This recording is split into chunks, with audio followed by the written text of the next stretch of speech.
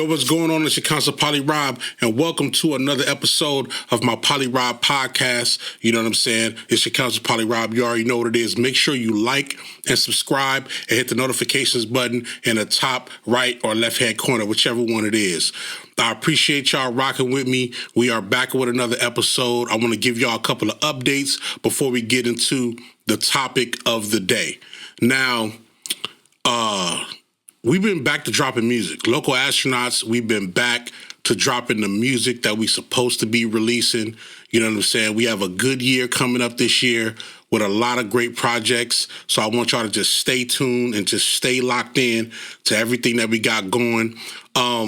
We also have two websites. You know what I'm saying? We got two websites that we have put together for our merch. Everybody been asking us about our merch. You know what I'm saying? You can see that I got the Local Astronauts dad hat on right now. You know what I mean? For everybody who's watching on YouTube.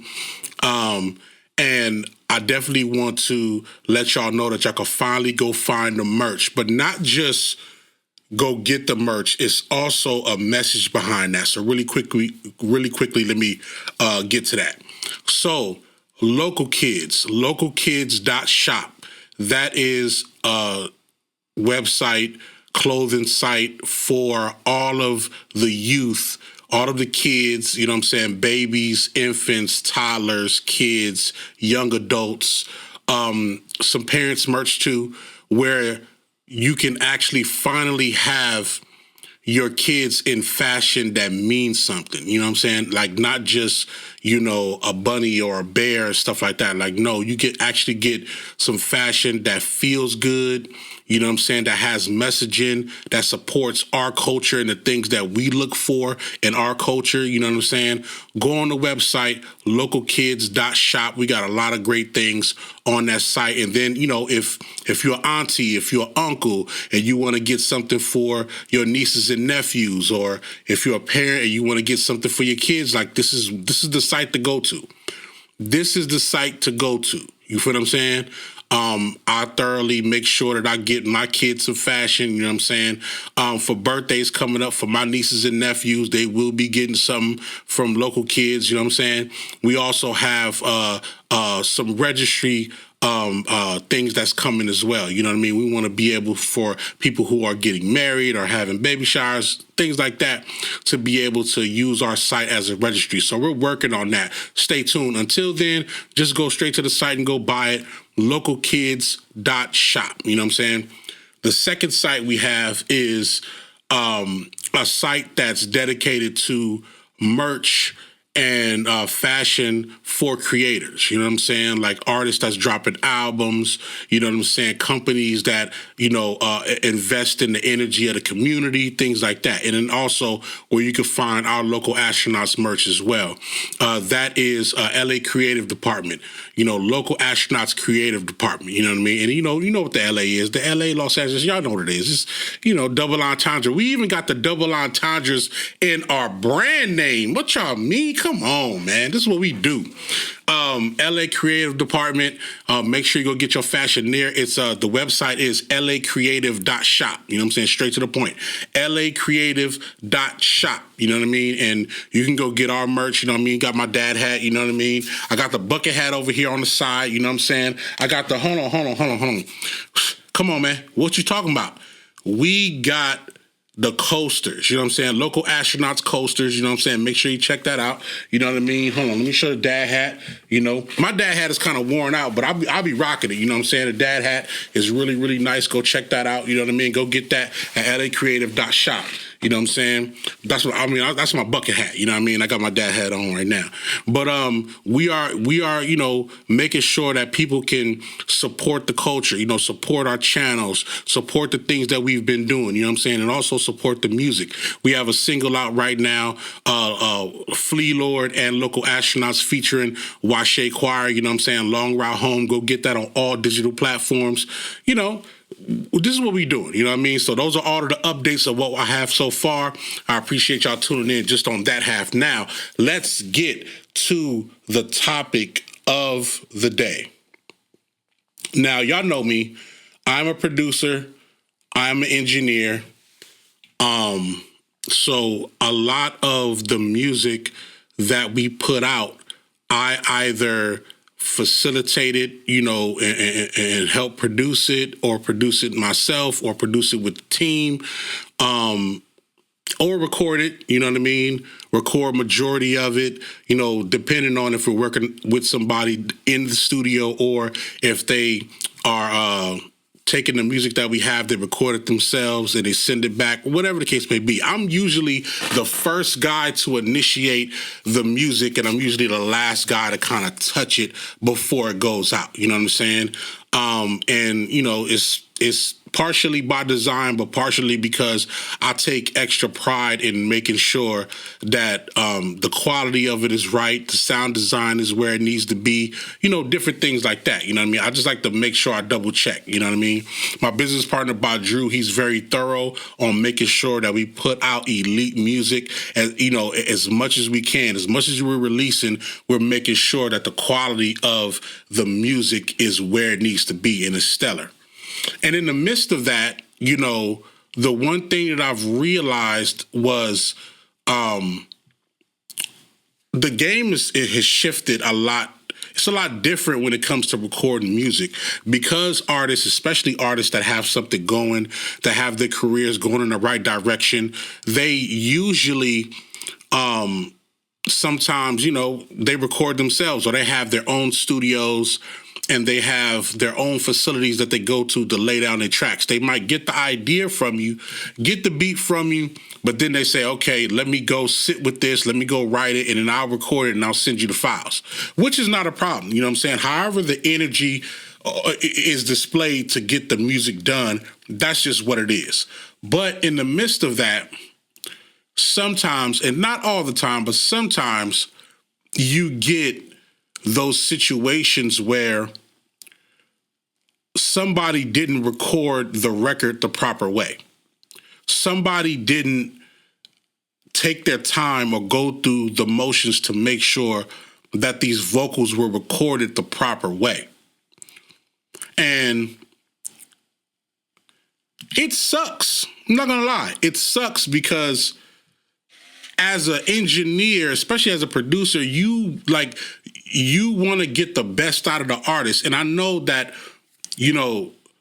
the artist is doing what they can as far as lyricism, cadence, things like that. But it might be something that they missing.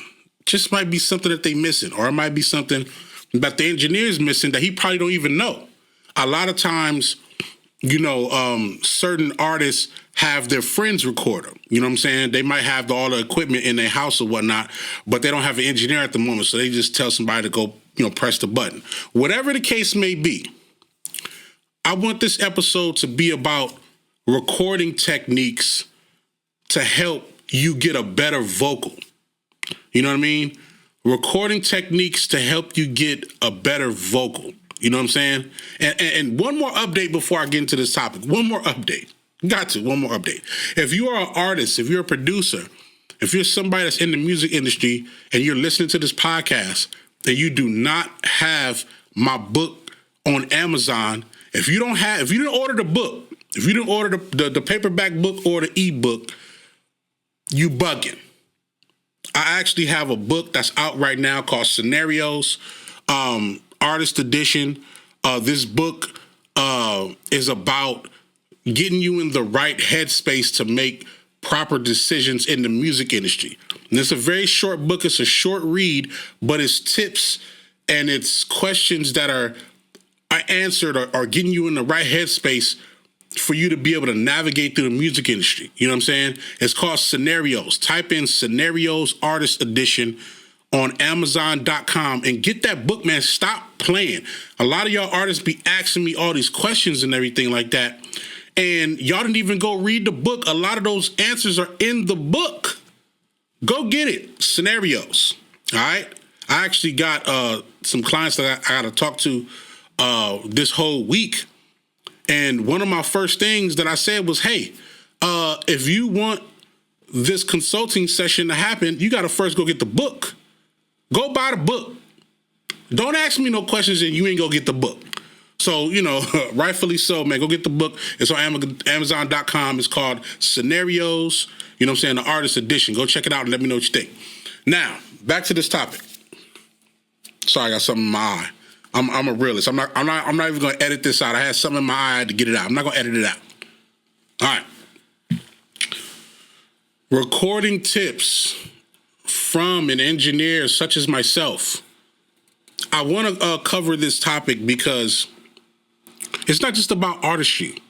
It's also about podcasting. It's also about making sure that what you are saying is clear and concise. That's important. Making sure that what you are saying can be interpreted properly. Why not? If you're listening to, a movie or, TV, if you're watching TV or a movie, you want to hear what they have to say. You want to hear the dialogue. If you're listening to your favorite song, you want to hear the words clearly. If you're listening to your favorite podcast, you want to hear the words clearly, such as what you hear right now. Am I clear? Is my words clear? Is it coming out the right way? So I want to talk about two parts of it. I want to talk about the element of how to properly record a vocal, a couple tips on that. And then I also want to talk about the energies of emotion while you're recording a vocal, because that's very important as well. And I'm not going to get too much into that because that's like a whole nother segment, but I do want to talk about that as well. You know what I mean? So first things first. Where do you need to be when you're recording a vocal in the room when you're recording this? A lot of people just, they just walk in front of the microphone and just start rapping or just start singing. But there's an actual science in where you need to be. How far do you need to be away from the mic when you're recording your vocals? That's very important. Very important. Before the engineer adjusts the gain, before the engineer puts any type of compression or reverb, whatever it is, whatever effect they want to use, before they do any of that, before they adjust your levels, you need to find out how far away or how close you need to be to your microphone. That's important. Why is it important? Because hearing dialogue, no matter what the medium is, whether it's you watching TV, you listening to music, whatever it is, hearing vocals is reflected in media like it is in real life. Let me say it again. Hearing vocals in media formats is reflectant of hearing it in real life.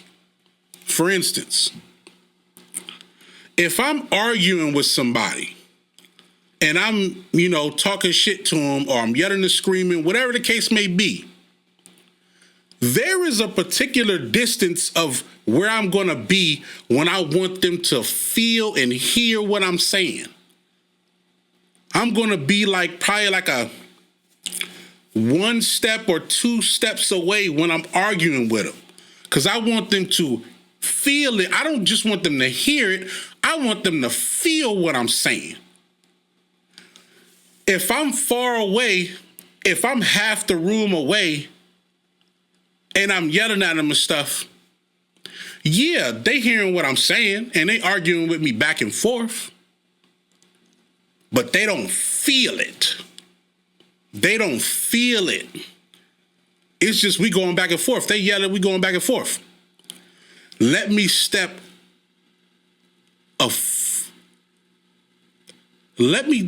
right in front of their face. Let me get right here up on you. And let me start yelling and screaming. You're going to feel different. The person on the receiving side is going to feel different because now it's not just about the vocal and me yelling and screaming. You're in my presence. You're right in my presence. I feel different now. These words are hitting different now because you're right here. That's what a vocal does for you in a mix, in a song. Where you position yourself by the mic determines how that vocal is going to translate in the song. You know, you can hear it. You can hear it. For instance, there's records like, and I'm not going to say a particular record, but there's records that the music might come in really, really lightly, like it's a light piano. And you might hear a soft voice coming over the piano. Let me adjust my mic. Let me get it right. You might hear a soft voice coming over the piano. And for some odd reason, that piano is light, but the vocal sounds like it's right in front of you. You see what I did there? You see what I did there? Did you hear that? When the vocal sounds like it's right in front of you. All I did was lean forward, and now you heard my voice, and its prominence is a lot more defined when I move closer to the mic than when I'm away from it. Now, you have to be clever about it because all forms of dialogue doesn't need to be definite. All your vocals don't need to be definite in the mix. Some of it needs to be laid back. Some of it needs to have a little air, have a little lighter definition, things like that. But before the engineer starts to put effects and manipulate your vocal, you need to know where you need to be on the mic. I've seen singers take one full step away from the mic because they know their projection of their voice is a lot louder. They know how they're gonna sing is a lot more louder and energetic. So they step, one step or 1.5 steps away from the mic. There's some singers or some rappers who rap very soft. They have a very, very soft voice. So they get a lot closer to the microphone because they know that their vocal is going to be very soft, but it still needs to be prominent in the recording.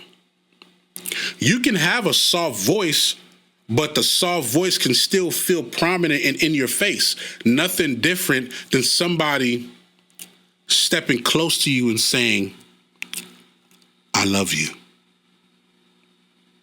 I love you. I just said I love you twice, very soft, but if you listen back, it's very prominent in the recording. These tips manipulate how people feel about what you're delivering. That's the point that I'm getting to. Just by you knowing where to be on the microphone, you know how to get a good, clean vocal before the engineer do anything. Before the engineer does anything, you already have these elements of things that you do with the microphone, on the microphone, that helps you add definition to your vocal. That's what we want. Add definition to your vocal as a creator. Even on a radio show, when you're listening to the radio, there are disc jockeys, radio personalities. They know how to manipulate how close or how far they need to be away from the mic. They know when they need to lean in and say, you know you done fucked up, right? Or they know when they need to back up because they about to go crazy. There's a difference. You need to know where to be on the microphone so you can project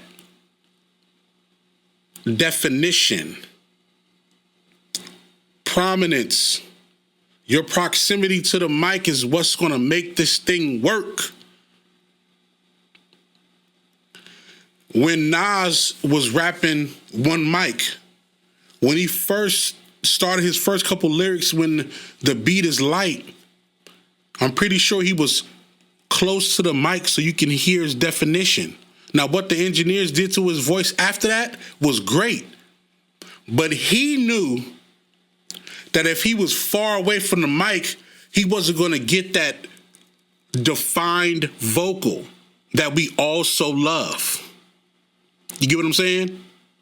It's nothing different than when singers are on stage and they're singing their heart out, and when they get to the loudest point, when they get to the ad-lib that's going to translate to everybody, they know they're singing loud, so they have to hold the mic away from their mouth because they know they about to go in. Now, that microphone still may have some effects on it, but that singer knows that I got to back up from this mic when I hit this high note, because it has to still translate the proper way. Because what happens when you sing a very loud note with your microphone close to your face? You're going to get distortion. You're going to get distortion. And once you get distortion, bad vocal. It's done. Vocal bad. Once that vocal is in the red and it don't sound good, it's done. It's a wrap. You can forget about it. So knowing where you need to stand when you're doing your vocals is very, very important. I can't stress that enough. It's very important. So the next time you go into the booth, the next time you set up a podcast, make sure you practice you being next to the microphone as much as possible to make sure that vocal is right. Because that's going to determine a lot, a hell of a lot. Number two, I want to get to tip number two. And this is something that I battle with people all the time. I battle with artists all the time off of this tip. And I want y'all to listen clear, because this tip is important. Especially it's important to the success of what you're trying to do, man. You're trying to become a legend. You're trying to be the greatest. You're trying to make people feel your music.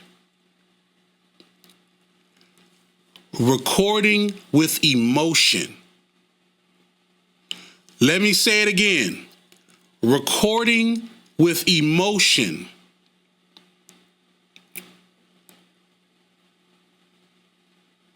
Why are you not delivering these lyrics like your life depended on it?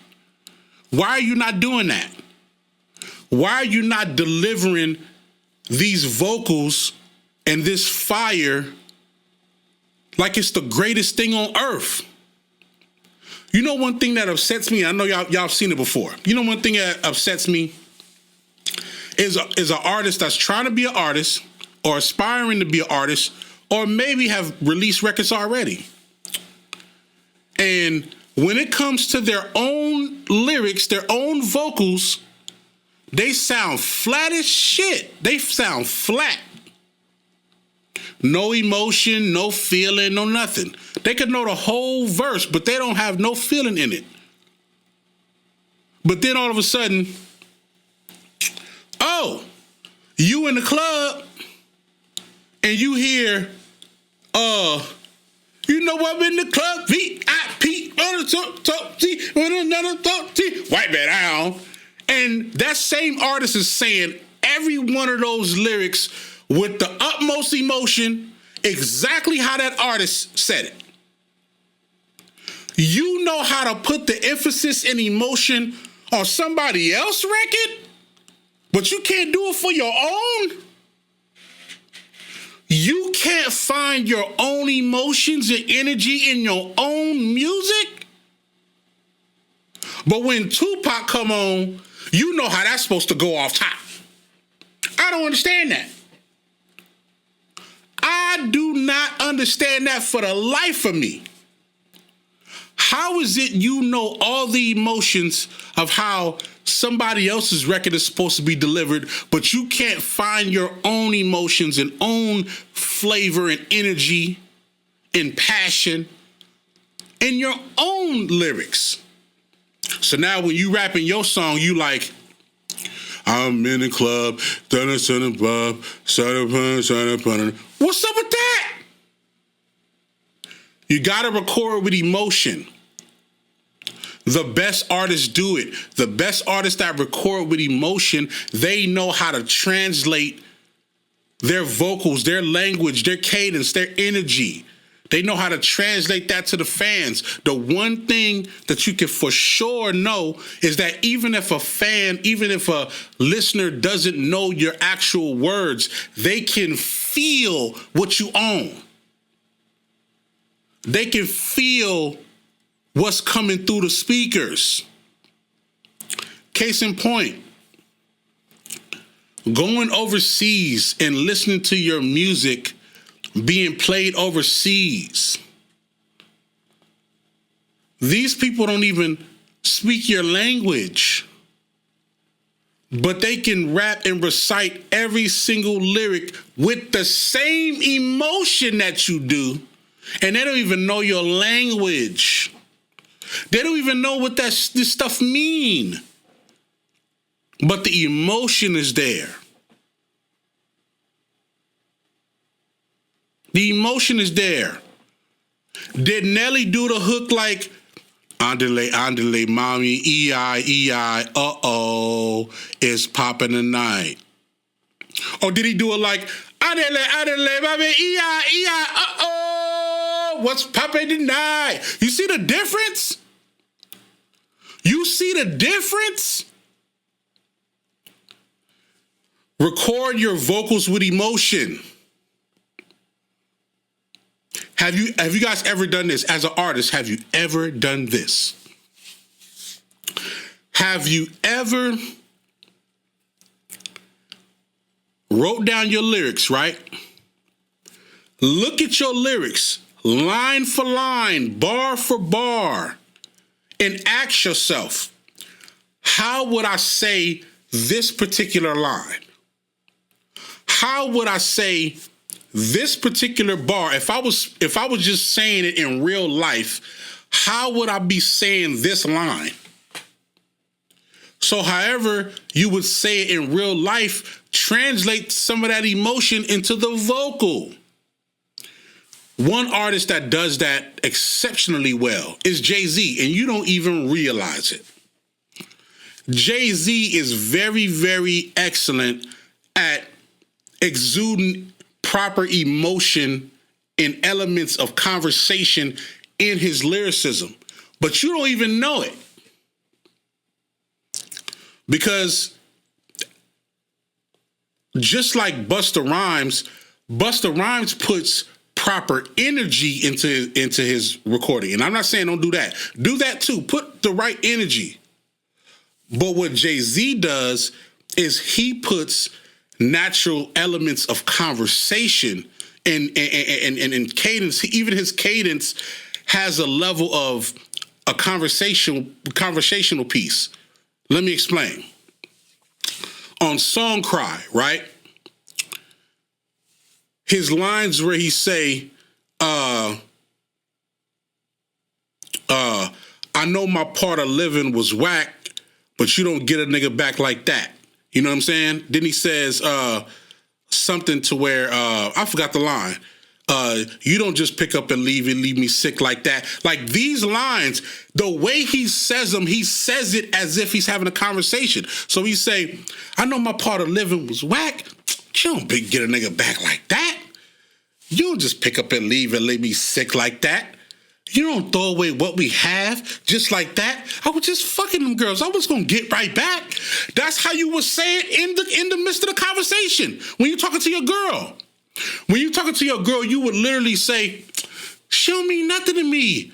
I was just fucking them girls. I was gonna get right back. You would literally say that with that same type of emotion. That's the type of artist we want to listen to. DMX, very, very good at exuding emotion when he records. Even though he has a certain type of flavor, and yeah, he gets aggressive and things like that, but softer songs like Slipping. I'm slipping, I'm falling, I can't get up. Hey, yo, I'm slipping, I'm falling, I can't get up. You know what I'm saying? Gotta get on my feet so I can tear shit up. You know what I'm saying? He would listen to that whole song, DMX Slipping. Please go listen to it on YouTube. Those lyrics, he's rapping with emotion, with conviction. With conviction. You artists have to do more of that. That's how we connect with you. We don't just connect with you for what you say, but it's how you say it. How many times have you ever been in an argument, whether you won or lost, and somebody says, it wasn't what you did, it was how you did it. It wasn't what you said, it was how you said it. How many times have you heard that? It's no different in music. It's how you do things. It's how you rap with emotion. It's not just what you said. If you're more concerned about what you said, then how about you just write the shit on a piece of paper and just pass out pieces of paper to everybody so they can read your lyrics?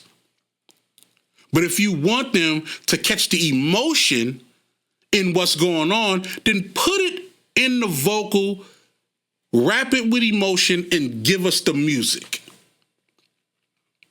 If you're not doing that, you're wasting your time. You're wasting your time. Even when you're singing lyrics, when you're singing, you can be, listen to me. You can be an exceptional singer. You can be the best singer in the world. If you're not singing these vocals with emotion, we don't care. We don't care that you got the greatest vocals and ad-libs. We don't care. Make us feel something. Make us feel something.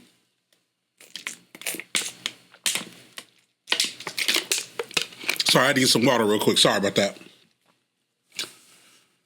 We do not care if you can sing like the greatest songbird in the world. We don't care. Make us feel it. Even singers, and I'm not gonna lie, I battle with singers all the time, and I try my best. I try my best not to go overboard because yes, singers, they sensitive about their shit. They're sensitive about their shit, but at the same time, as a producer, as an engineer, I'm trying to get you to connect with the people, to connect with the fans, to give the fans what they ultimately want. I'm not interested in just making a great song for you. I want you to connect with the people.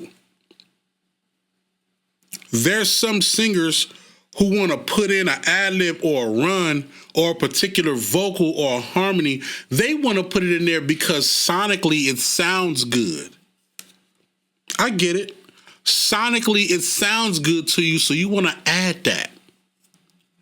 But what is it saying to the person on the other end listening to it? Yeah, that's a dope run, but do it feel like what you're saying is connecting with me? You know what I'm saying? Yeah, it's a good vocal, but can I feel it? Mary J. Blige was very good at putting emotion a part of her vocals. The way she made you feel overlooks the fact of whether you thought she was the greatest singing vocalist or not. It didn't matter. The way she made you feel was over the top. I'm sorry. It's true. Those are the things that I try to get creators to understand. There's ways to bring emotion out of some of the greatest things you might ever say in the world. One thing I love about artists like, let's just take Mary J. for instance. Let me say her again. Let's take Mary J. for instance. I was just having a conversation with one of my friends about Mary J. Blige, right? And we were talking about, she always gives us the right type of feeling that we need to feel in the moment of, bad relationships, things getting hard, whatever it was. Mary J. Blige's music, especially the earlier parts of her music, was almost like a testimony of overcoming things or even just being able to say what you feel. So we go back to Be Happy, right? If y'all know the record, Be Happy by Mary J. Blige, yo, you already know that's one of my favorite records. And if you haven't heard that song, please stop this video right now. Go listen to Mary J. Blige, Be Happy, and then come back to this video so you can understand what I'm about to say. So you can understand what I'm about to say. The song is so simple and so dope. She didn't even have to say so many words, and she really didn't even have to rhyme on the song, and it was still fire. It was still fire. She didn't even have to really rhyme every time. We forgot about that. The first 2 lines, she don't even rhyme.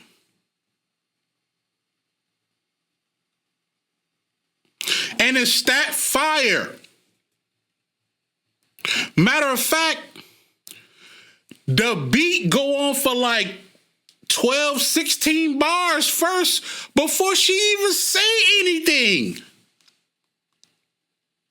But what she says, with the emotion and the conviction, oh, you feel it. Oh, you feel it in your soul. That's what you want a fan to feel. The song come on.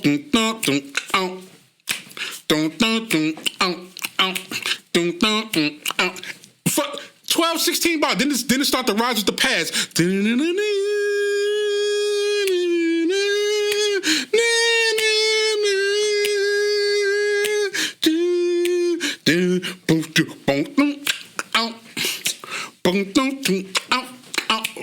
Listen, 16 bars of just nothing but musical bliss. And y'all, if y'all ever been to a Mary J. Blige concert, y'all know what that is, because that dance that she be doing, she do it over Be Happy. She do it right over Be Happy.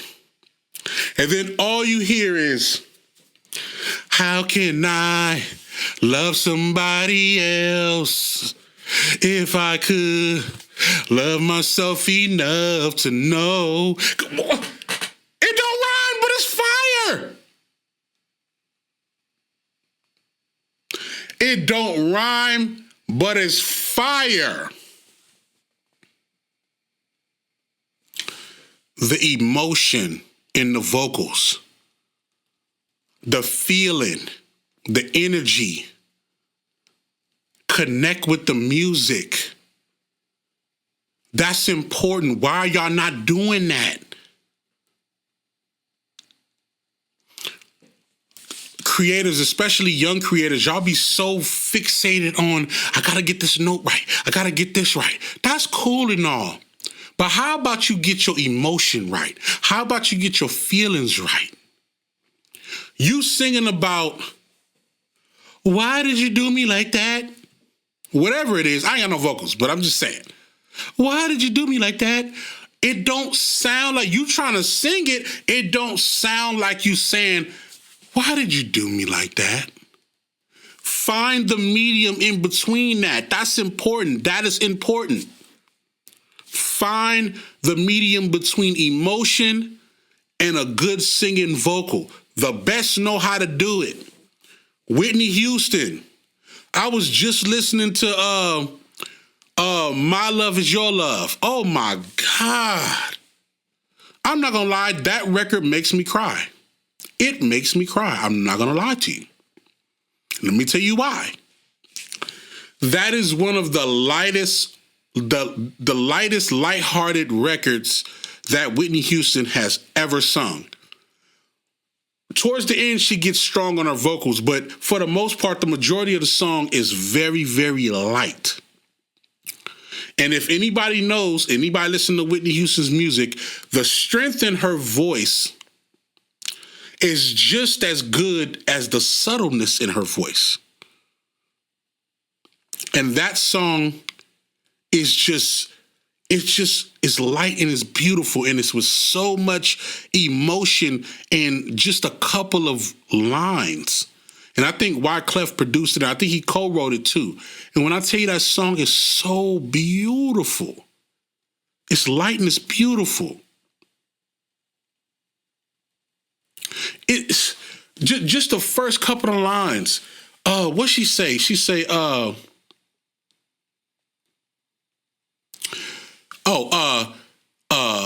if tomorrow is Judgment Day and I'm standing on the front line and the Lord asks me what I did with my life, I would say I spent it with you. Oh my God. First off, those are fire lines already. But the way she say it, go listen to Your Love Is My Love by Whitney Houston. The way she say it is crazy. It's light and it's beautiful. Now, I can't sing it like that because I ain't him. That's not my style. But the conviction, the emotion in her voice is fire. Let's take a recent record, Money Long. What's the song? What's the song name? Hours. Just the first three words. Yours, mine's, ours. That's it. Just her saying that. I don't think y'all realize the element of conviction in what she's saying just with those words, because when you're having a conversation with your mate, somebody that you love dearly, or somebody that you with, that you just love their energy, into them, the way you say, that's yours, this is mine, but this is ours. The way you say that, totally different than when you would say it to like a coworker or something. That's yours, this is mine, and this is ours. You know what I mean? It's different. So the way she even articulated that, yours, mine's, ours. Come on, man, what are we talking about? I do this shit for hours. Even the way she said hours in different lines, the way she was articulating going to the shower, like all that stuff is emotion. If she just said it regularly, it would not be a hit record, I promise you. Not because she can't write, because that's exceptional writing, but what I'm saying is It takes conviction in order to pull it off. It takes emotion vocally to pull it off. It makes people feel like they're right there. That's the important part. Don't sing it because it's just a dope vocal to sing. Sing it because it has emotional value in it, in how you say it. That's what emotional value is for. Anybody who's ever had great conversations with people understands the emotional value in what somebody's saying and how they're saying it. We talk about that all the time, even in podcasting. Even in podcasting, there is emotional value in podcasting. I'm pretty sure, and I could be wrong, but I'm pretty sure you're continuing to watch me, not just because what I'm saying is true or untrue.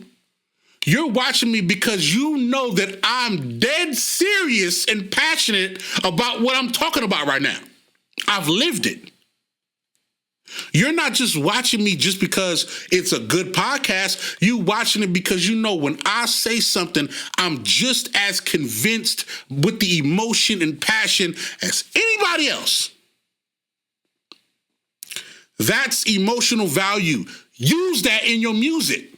Use that shit in your music. Because at the end of the day, people could not like you. People could not like how you sound. People could not like what you do. They cannot like none of that. But if you make them feel you and make them understand where you're coming from with your emotions, they'll respect that. They will respect it. And that's the most important part. Because before somebody's a fan, they got to respect what you do first. And then they might become a fan. But at the end of the day, they got to respect it. Last thing before I go. You know, out of all of this, better vocals make better songs. It's just the way of the world. Better vocals make better songs. You don't understand, as an artist and as a creative, and all disrespect to you, but you don't understand what this music does to people, man.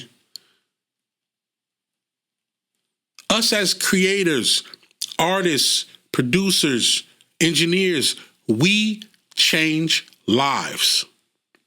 And I'm not just talking about financial. I'm not just talking about if you get a hit record, oh yeah, you got a hit record and, you know, your family can get taken care of. I'm not talking about that. I'm talking about just with the music we put out, we change lives, man. People work out to us. People get married to us. People party to us. People cry to us. People deal with pain to us. People get up and take their kids to school to us. People get up and go to work to us. People celebrate to us. Everyone does everything to artist music. We have a bigger responsibility to give people, all of us, all the emotion, all the lyricism, all the pain, all the passion, all the happiness, all the love. We need to give this to them. The people deserve it, and we deserve to be heard. We deserve to be loved for it. Last thing, learning what doubles and ad-libs do. I'm just going to briefly go through this part just for all my people who are attempting to record themselves or just being in the studio and just learning, you know, the ins and outs of recording. Doubles on a record, and what I mean by doubles is pretty much if you let's say you rap an entire verse, and then you do another track, you add another track, and then you rap the entire verse again, or you only say the end phrases or the beginning phrases of that verse. So case in point, if I say, there's nobody that can mess with me, right? That whole line, nobody can mess with me. You can either double it and say the whole thing again, nobody can mess with me. Or you can say, mess with me. You know what I mean? You're saying the end piece. What the double does is it emphasizes the phrase or the line that you feel like people want to hear. So if you got if like this is the punchline part and you like it, then you add a double on it so it can emphasize. Now you might change the emotion of it, or you might change the timing of it, but for the most part, it's going to emphasize that particular line. A lot of times, like, artists like, Tupac, they like to double the entire verse with a different, energy or a different cadence that adds energy to the vocal. Or it might be somebody let's say, I don't know, Conway the Machine. He might just add a double on the end part of each punchline. Now, the important part for that is like, I don't know if you ever seen a rap battle, but in a rap battle, sometimes people might rap a verse that they friends know, so they might you know what I mean? They add the emphasis. Or if you're on stage and you watching, you're on stage and you got people performing with you, they might just rap the punchline parts, which are the double parts of the song. The reason why that's important is because it adds crowd participation, a part of your song for the favorite parts that you love. You feel what I'm saying? And that's important because you want people you want the song to be popular, and you want certain lyrics to stand out more than others. When that happens, it makes it easier for somebody to repeat and keep playing the song because they can identify with certain parts of the song.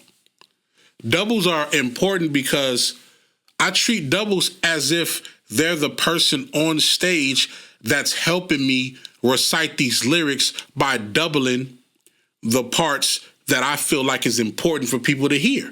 So, like Onyx do it all the time. You know what I'm saying? Shout out to Onyx, shout out to Fredo Star, shout out to Sticky Fingers. You know what I'm saying? Shout out to Sun Seas. He don't do more music no more, but shout out to all of them. They did doubles all the time because those doubles was emphasis. You know what I'm saying? Wake him up, wake him up, wake him up, dad, shot him up, shot a ball head, You know what I'm saying? Like, 1 gun, 2 gun, 3 gun, 4, yo, mine, it's all about crime, all that. Like, I know that whole thing because those doubles was emphasized. Those doubles was emphasized. It's like, nah, it feel like a crowd is saying it, but even so, like when they rapping their bars, those doubles that are emphasized, I remember those. You know what I mean? So that's important. Then ad-libs, the easiest way to explain ad-libs is ad-libs acts like the subconscious of the lyric. So if you are who you are, ad-libs act like the subconscious of you. So you might say, pick my paper up and dash. Pick the paper up and dash. When you say that, the ad-lib might be like, pick that paper up, get out of here. You know what I mean? Whatever. Or get that money and go. Whatever the ad-lib is. Some people got different ad-libs. Hey, yeah. That's your subconscious saying that. That's your subconscious saying, not really giving you instructions, but really giving you the nod of whatever's going on in that particular lyric. You feel what I'm saying? And that's important because some people identify with a particular record based on the subconscious level. The subconscious level is telling you like, yeah, that's it. Or not do that. Or I understand that. I get that. You know what I'm saying? Like your subconscious level is telling you that you resonate with that line. The ad-lib do the same thing. You know what I'm saying? Like, for instance, First off, I'm going to get my cat, and then what? And I was going to take my stuff, and then what? Now, that and then what is a part of the song, but it acts as an ad-lib because it's pretty much telling you to keep going. And then what? And then what? Keep going. Don't stop. The one problem with ad-libs is, not with the initial ad-lib, but depending on what you use, depending on which ad-lib you use, you might be using somebody else's ad-lib, and that's not how your subconscious operates. Let me say that again, because I don't think y'all going to get that until a couple years from now. You know what I'm saying? When you use other people's ad-libs, you realize that your subconscious does not work that way. You might be saying something like, yeah, that's right. Like Jeezy, you saying it like Jeezy, but that's not even how your brain work. It don't even connect with you, so it don't even feel right. You know what I'm saying? You might be saying ad-libs like T.I. or whatnot, but that's not how your brain work. You got to find your ad-libs that work for you. Whatever that is. Think about that. Your ad-lib should be the subconscious of what you're saying or how you're feeling. Those things are important because sometimes the ad-libs is what put the stamp on what you just said. It puts the energy on what you just said. Like, for instance, rest in peace, Rich Homie Quan. Rich Homie Quan, some type of way. Make me feel some type of way. I know you do. Make you feel some type of way. Don't look like that. Man, me and my boy Damo used to be in the club going crazy because them ad-libs was fire. And the song was fire, of course, but the ad-libs was even crazier. You know what I'm saying? Them ad-libs is what add emphasis to that feeling. And the reason why I say that doubles and ad-libs are important because you get to decide how much extra energy or emotion or definition you want on your song. You don't have to use doubles or ad-libs. Nas almost never uses doubles or ad-libs. And because what he's saying in his vocals, the conviction is solid and he don't want nobody to stray away or nothing to stray away from his lyricism. I respect that. But sometimes you can use it. Like he used it on Shorty, say what's your price? You use it when you need to. You feel what I'm saying? All I'm trying to say out of this whole podcast, I need to say that these recording techniques and these recording tips is what's going to help you become the artist that you want to be. You want to be a legendary artist that's being felt, that people can resonate with your music. These recording tips can help you. And if you want more tips about recording and just the music industry, I want to say it again. Go get my book, Scenarios, Artist Edition on Amazon. It's on Amazon. Go check that out. Go get that. I got the ebook and I got the paperback. If you want it directly in your hand, get the paperback. If you want the ebook so you can read it on your phone or on your tablet, go get the ebook. I greatly appreciate that no matter what. This is the Counselor Polly Rob signing off, and I appreciate y'all. You already know, more content coming. Hit me on the YouTube. Workload.